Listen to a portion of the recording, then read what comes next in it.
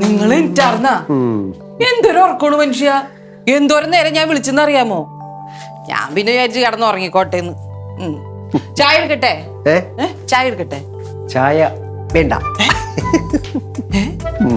അതെന്താണ് മുഖത്തൊരു ചിരിയൊക്കെ ഉണ്ടല്ലോ? സന്തോഷം കൊണ്ട്. എന്താ പെട്ടെന്നൊരു സന്തോഷം? അതൊക്കെ ഉണ്ട്, പറയാം. മനുഷ്യനെ വട്ട് കളിപ്പിക്കാണ്ട് പറയണീ പറയും മനുഷ്യൻ. അതേ, ഞാനൊരു സ്വപ്നം കണ്ടു. അത്രേ ഉള്ള കണ്ടേ? അത്രേ ഉള്ളൂന്ന് വെച്ചാൽ നീ അങ്ങനെ നിസ്സാരമായിട്ട് കാണല്ലേ എന്റെ ഗ്രേസി.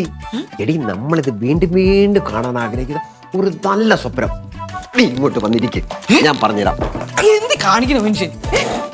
എടി, അതായത് നമ്മൾ രണ്ടുപേരും കൂടെ ഒരു ദൂരെ യാത്ര പോയ നടന്നാണ് പോകുന്നത്. വണ്ടി ഉണ്ടായില്ലേ? ഇല്ലെന്ന് സ്വപ്നത്തിൽ ചോദ്യം പാടില്ലേ. പറഞ്ഞ കേക്ക്. നമ്മളിങ്ങനെ നടന്നു കിടന്ന് പോവാണ്. രാത്രി ഭയങ്കര ഇരുട്ട്. പെട്ടെന്ന് എവിടുന്നോ ഒരു കുഞ്ഞിന്റെ കരച്ചിൽ കേൾക്കാം. എവിടുന്നാണെന്ന് നമുക്കറിയില്ല. നമ്മളിങ്ങനെ നാലുപാട് നോക്കുക. ഒരു മിന്നാമിനിങ് വന്ന് നമ്മുടെ മുന്നിൽ പ്രത്യക്ഷപ്പെട്ടു. നമ്മൾ അടുത്ത് വരും, മുന്നോട്ട് പോകും, അടുത്ത് വരും, മുന്നോട്ട് പോകും. എന്തോ നമ്മളോട് പറയാനുണ്ട് എന്നൊരു സൂചന പോലെ.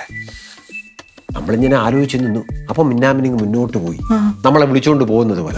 നമ്മൾ അതിന്റെ പുറകെ ഇങ്ങനെ നടന്നു പോയപ്പം ഒരു വീടിന്റെ മുന്നിലെത്തി. ഒരു കൊച്ചു വീടാണെന്ന് തോന്നുന്നു. ഓലയോ അറിയില്ല, ഓലയോ പുല്ലോ അങ്ങനെ എന്തോ മേഞ്ഞ ഒരു വീടാണ്. അവിടെ എത്തിയപ്പോഴേക്കും കുഞ്ഞിന്റെ കരച്ചില് കുറെ കൂടെ ഇങ്ങനെ അടുത്ത് കേട്ടു. മെല്ലെ അകത്തോട്ട് കയറി നോക്കിയപ്പോ ആ മുറിക്കകത്തുനിന്ന് കഴിക്കുന്ന കൊച്ചിന്റെ കരച്ചില്. ഞാൻ ഓടിച്ചു നോക്കി. എന്നിട്ട് ആ കൊച്ചിനെ വാരി ഇങ്ങനെ എടുത്തു. കൊച്ചിനെ എടുത്തതും അതിന്റെ കരച്ചിലൊക്കെ നിന്നു. എന്നിട്ട് അതെന്റെ മുഖത്ത് നോക്കി ഇങ്ങനെ ചിരിക്കുന്നു. നല്ല മോഹമനത്തുള്ള ഉണ്ണിയേശുവിനെ പോലെ ഒരു കുഞ്ഞു പാവ. അതാരുടെ കുട്ടിയാന്ന് നമുക്കറിയില്ല. ഞാനിങ്ങനെ നാലുപാട് നോക്കും ആരെങ്കിലും ഒക്കെ ഉണ്ടോ. അപ്പൊ അതേ വരുന്നു അവര്. നമ്മുടെ ടോമും ജെസ്സിയും. എടി, ഇത് അവരുടെ കൊച്ചാടി, നമ്മുടെ പേരക്കുട്ടി. സത്യം.